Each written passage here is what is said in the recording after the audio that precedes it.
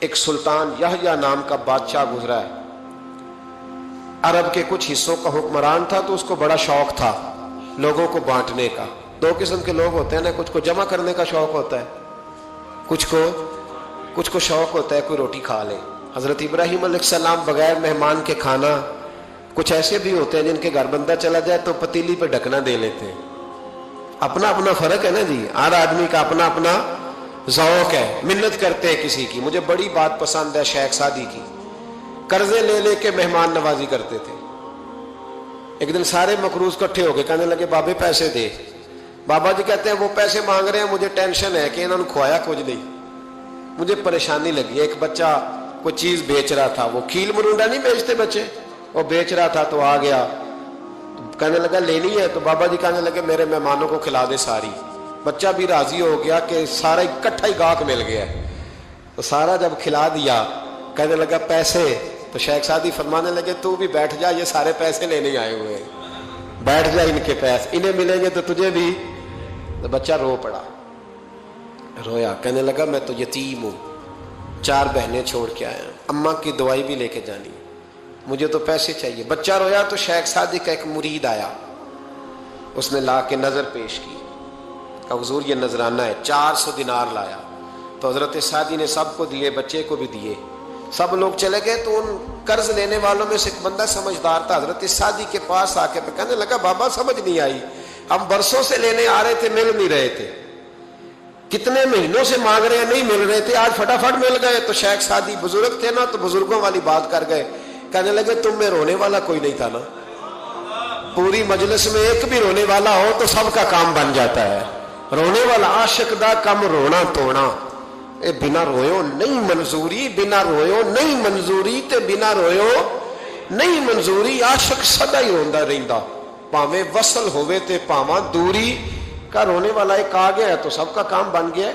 تو کچھ لوگوں کو شوق ہوتا، بادشاہ کو، سلطان یحییٰ عرب کے کچھ حصوں کا بادشاہ تھا، شوق بڑا تھا لوگوں کو کھلانے پلانے کا، بڑا شوقین تھا، بڑا بانٹتا تھا، اور کئی دفعہ معاذ اللہ اس پر فخر بھی کرتا تھا جو نہیں کر، تکبر سے بھی کہتا تھا بڑی جائیدادیں آؤ جس نے لینا ہے، تکبر بھی کرتا تھا معاذ اللہ جو نہیں کرنا چاہیے تھا۔ ایک دن جامع مسجد کے باہر کھڑے ہو کے نا بانٹنے لگا، کوئی فقیر آیا تو ایک مٹھی بھر کے اشرفیاں دے دی، کسی کو سونا دے دیا، کسی کو چاندی دے دی۔ ایک درویش بابا جی کونے میں بیٹھے ہوئے، اسی کسی دے کچھ بھی نہیں لگ دے، کوئی ضرورت نہیں، کونے میں بیٹھے۔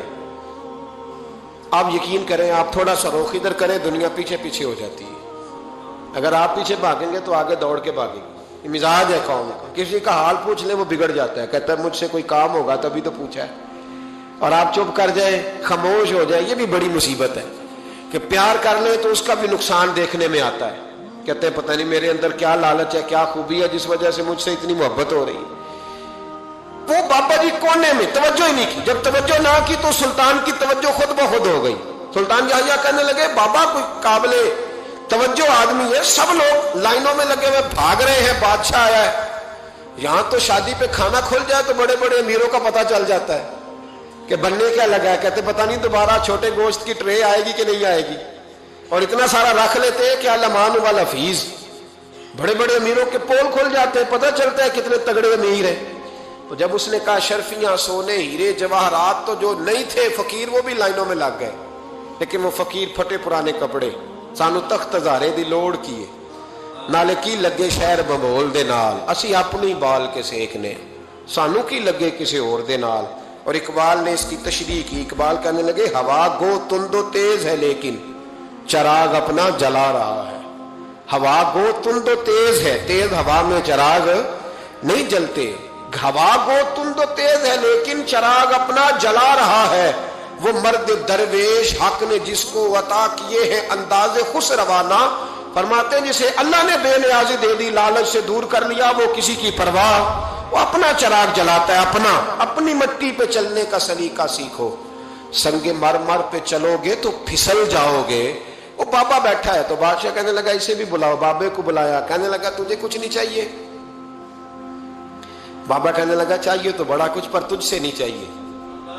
کہا کس سے چاہیے؟ فرمایا اس سے چاہیے جو دے کے حساب نہیں پوچھتا، بغیر حساب دیتا ہے، اس سے چاہیے۔ کہنے لگا نہیں، دروازہ کھلا ہے، تو بھی لے لے۔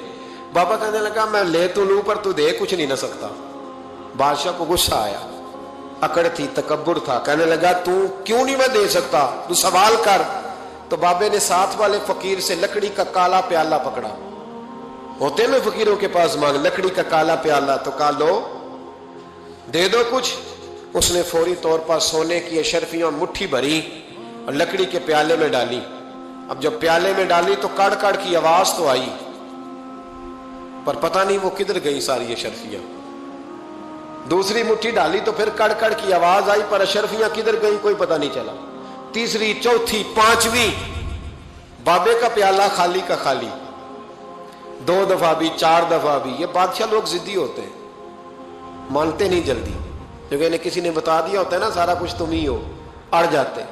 हाँ हाँ, जो जिस मनसब पे भी बादशाह होता है अड़ जाता है। उसने कहा मैं भी जिद्दी हूं, प्याला भर के छोड़ना है। एक बोरी मंगा ली, दूसरी मंगा ली, तीसरी मंगा लिया। बाबा खुश है, मुतमईन है, चलो डालो, तुमने कहा था मिलेंगी। अब वो मुट्ठी डालता, कभी अशरफियां, कभी हीरे, कभी चांदी, पर पता नहीं किधर जाती। बिल आखिर आहिस्ता आहिस्ता बैक होने लग गया।